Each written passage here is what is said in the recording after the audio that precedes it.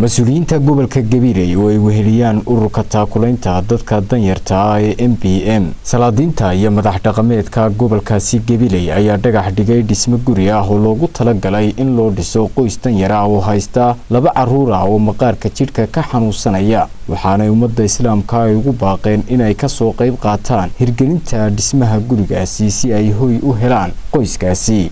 runtii halkan waxaan ku soconaa madal la yiraahdo marka la soo gaabiyo MPS oo marka hore ka asaasantay wad isab group caawimada dadka danyarta ah ee deegaanada galbeedka waqooyiga iyo koonfurta caasimadda sidaa darteed waxaanu halkan wadnaa oo nu rabnaa inaanu maanta u jeexno qoys kamida deegaankan maanta aynu joogno ee gobolka Gabiley gaar ahaan degmada Kalabayd oo Ilaahay subxaanahu wa ta'aala uu ku keenay xanuun badana geeyigeenan aan lagu arag oo caruur dhowr iyo toban Ilaahay siiyay 6 kamid ah ay ku dhasheen xanuunkaasi waa dubkan sare caruurtaas kuma dhacay markii aan warka helay waxaan u hawlgalay caruurta inaan miyi ka soo raro oo caasimadda dejino guriga kareeno annagoo mas'uuliyadooda iyo daryeelkooda iyo bal hadda si wax loo gacan qaban lahaa ujeedada aan u soo rindhay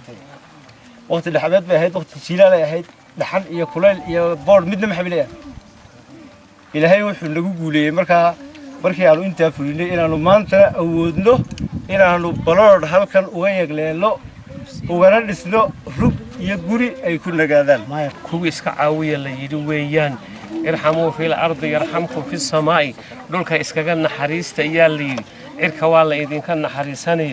waxa la doonayaa in keena taagta daran iyo keena buka iyo keena caynkaasi aan isku naxariisano sidaas raxmadda iyo nabadgelyada iyo balaaduba ay nagaga dhaqaaqaysaa haddaba hawsha maanta waxaan la dhagax dhigayaa aqal ay nimanka dibadda jooga ay u soo direen u yabyabeen oo ballooda halkan maanta laga dhisayaa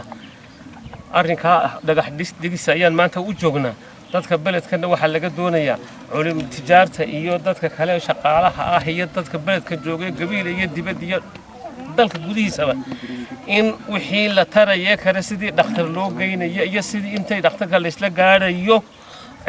waxay ku noolaan lahaayeen qayb badan waa ka maayarku annaga qaadnay yiri waxay kulleeyba wax badan oo ka badan way u baahan yihiin arrinka maanta waxaan doonaynaa in dadka reer Gabiley iyo dadka dibadda jooga iyo caaladii dadka kulka horeba u soo dadaalay in sida dadaalka aan sii wadno iyo la inooga baahan yahay xabaaq dheer u jeedinaynaa dadka deegaankan degan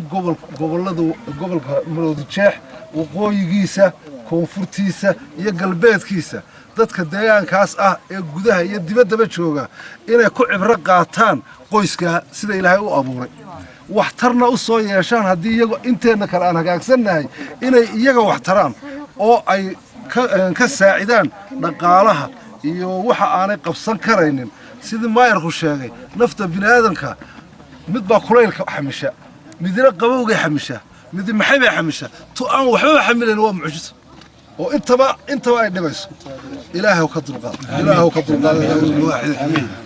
annagu madax dhaqameed ahaan sida aanu idin la shaqeynayno ayaan garabkiina ku taaganay urur ahaan wixii aanu qaban karno kuwan iyo kuwa kale aad wax u qabanaysaan bana waan idinku garab taaganay insha Allah arrin iyo adduunba waan idinku dari doonaa arrin iyo adduun maayarkana aad iyo aad baan ugu mahadnaqayaa mas'uuliyadda uu qaaday maayarka degmada Gabiley oo isaguna halkaasi ka hadlay gabagabadii ayaa ku dheeraaday faa'iidada ay leedahay in la iscaawiyo isagoona sheegay in ka dawlad hoos ahaan wixii awoodooda ah ay kaga qayb qaadanayaan tabarucaadka loogu dhisayo si ay hoy u helaan qoyskaasi xamse qurbaani telefishinka qaranka Soomaaliland